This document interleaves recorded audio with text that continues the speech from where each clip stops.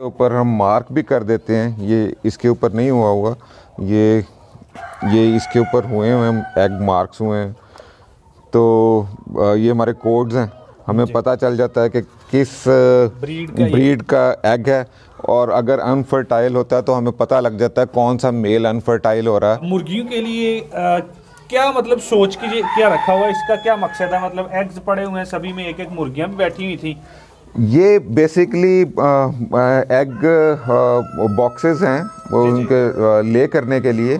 तो मुर्गियां जो हैं वो सेफ फील करती हैं, थोड़ी हाइट हो और थोड़ा सा उसको छुपने की जगह हो, ताकि वो गर्दन नीचे जब करे तो उसको कोई इर्द गिर्द चीज़ नज़र ना आए जी।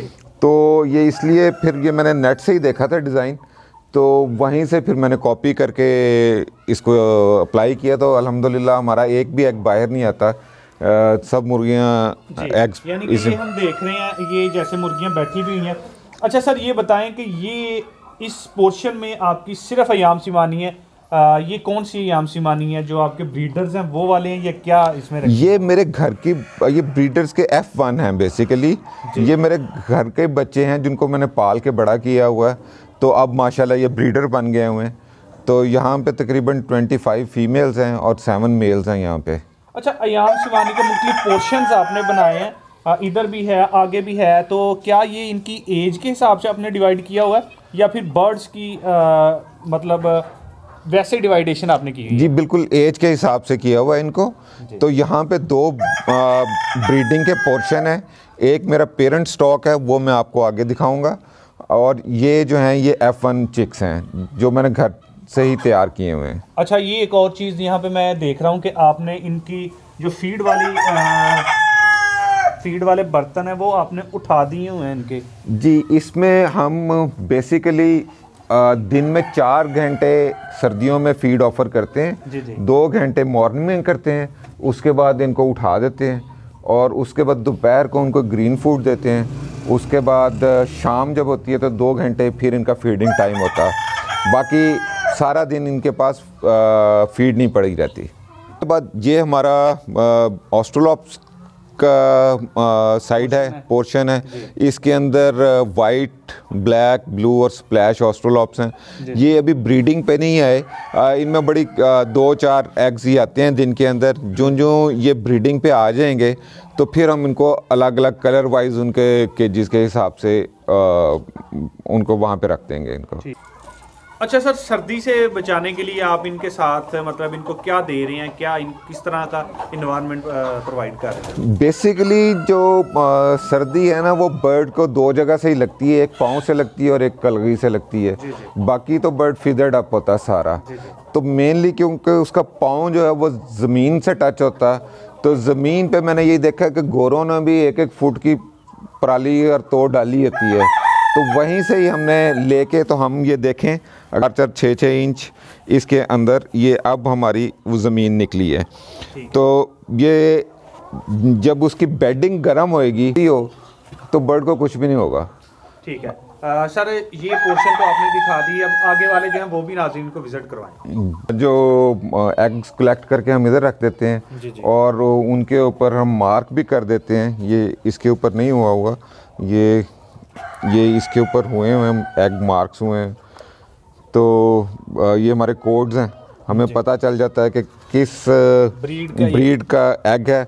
और अगर अनफर्टाइल होता है तो हमें पता लग जाता है कौन सा मेल अनफर्टाइल हो रहा है और किसकी अच्छी वो क्वालिटी में बर्ड प्रोड्यूस हो रहे हैं।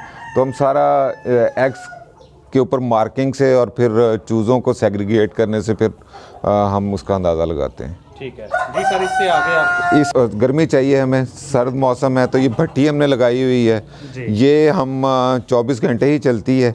ये इसका बूरा पड़ा हुआ है, ये इसके अंदर फिल कर देते हैं हम। तो टेम्परेचर माशाल्लाह हमारा 18-20 मैक्सिमम और मिनिमम 15 रहता। जितनी भी सर्दी हो, बेशक बाहर 1 डिग्री भी होगा तो अंदर आपको 14-15 ही मिलेगा। ठीक है, तो ये आगे सर जो पोर्शन है इसमें मैं देख रहा हूँ कि आपने ये बाहर कुछ ऑर्गेनिक चीज़ें इनके लिए उगाई हैं। जी, ये व्हीट ग्रास है, ये हम खुद ही प्रोड्यूस करते हैं। फिर जो ये 6-7 इंचज़ का हो जाता है जब, तो इनको कट करके ऊपर से तो फिर हम डाल देते जी। हैं। तो ये अब सेकंड दफ़ा जब दूसरी दफ़ा करते हैं इसको काटते हैं तो वो उतना इवन नहीं आता, ये दूसरी दफ़ा ये हो रहा। तो ये जो बड़ा हो ये उगाना सर आसान काम है या मुश्किल काम है? ये भी थोड़ा सा टेक्निकल है मगर है बहुत आसान। ठीक है। तो इसमें एक दफ़ा बीज लगा के तो आप इससे दो कट लेते हैं हम इससे। ठीक है। उसके बाद बीज भी इनको डाल देते हैं? जी फिर बिल्कुल इसको क्लीन करके देख लेते हैं, अगर इसके अंदर फंगस वगैरह हो तो फिर नहीं डालते, अगर फंगस लग गई हुई है तो फिर हम सिर्फ ऊपर से ग्रीन काट के डालते हैं इनको। ठीक है। अच्छा, ये हमारे पास जो मेल्स हैं वो हमने सेपरेट किए हुए हैं। जी जी। तो ये वैसे तो अडल्ट हो चुके हैं मगर क्योंकि आपको पता है 1:5:1:6 की रेशो से हम लगाते हैं तो ये फिर स्पेयर हैं। जो ही मेल को 1 या 1.5 हफ्ता हो जाता है 10 डेज, तो फिर हम उनको रिप्लेस करके उनको रेस्ट देते हैं और इन मेल्स को उधर लगा देते हैं। ये इस साइड पे भी आपकी केज है, इसमें भी ये हैंड्स हैं जी सारी, ये बड़ी हो रही हैं, अराउंड 4.5 मंथ्स की इनकी एज हो गई है।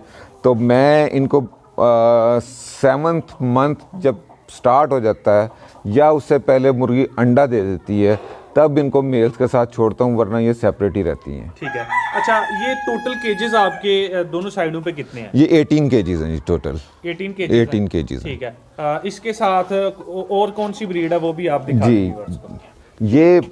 ये भी अयाम सिमानी है। ये मेरा पेरेंट फ्लॉक है, इन्हीं के ही बच्चे हैं। बाकी जितना भी फॉर्म में अयाम सिमानी आपको नज़र आ रहा है वो इन्हीं ने ही प्रोड्यूस किए हुए हैं। यानी ये रिंग बर्ड्स हैं? ये रिंग बर्ड्स हैं। इनमें कुछ में रिंग्स होंगे कुछ में नहीं होंगे, मगर ये सारे इंपोर्टेड बर्ड्स ही हैं। जी जी। ये यूरोपियन इंपोर्ट के बर्ड्स हैं। ठीक है। तो उसके बाद यहाँ इस तरफ आएंगे तो ये ऑस्ट्रोलॉप है, ब्लू ऑस्ट्रोलॉप। जी जी। ये भी एग लेइंग के ऊपर है। फिर ये स्प्लैश ऑस्ट्रोलॉप है, ये भी माशाल्लाह लेइंग के ऊपर है। ठीक है। तो सर, जितने आपने इस तरह से ये केजेस इनके किए हैं, क्या बहुत सारे फार्म्स जो हैं वो उसमें ब्रीड जो हैं वो इकट्ठी ही होती हैं? अयाम सिमानी है वो एक साइड पे, जैसे दूसरी ब्रीड्स हैं वो एक साइड पे, तो क्या ये केजेस बनाने के लिए ज़रूरी है? नहीं, वो अगर आपने सिलेक्टिव ब्रीडिंग करवानी हो ना तो फिर केजेस बनाने ज़रूरी हो जाते हैं। जिस तरह अब ये स्प्लैश है तो अगर मैं स्प्लैश ही बच्चे लेना चाह रहा हूँ तो मैं स्प्लैश को स्प्लैश के साथ या ब्लैक के साथ लगाऊंगा। तो ये ब्लू के साथ, ब्लू ही मेल है तो ये ब्लू ही बच्चे आएंगे साथ।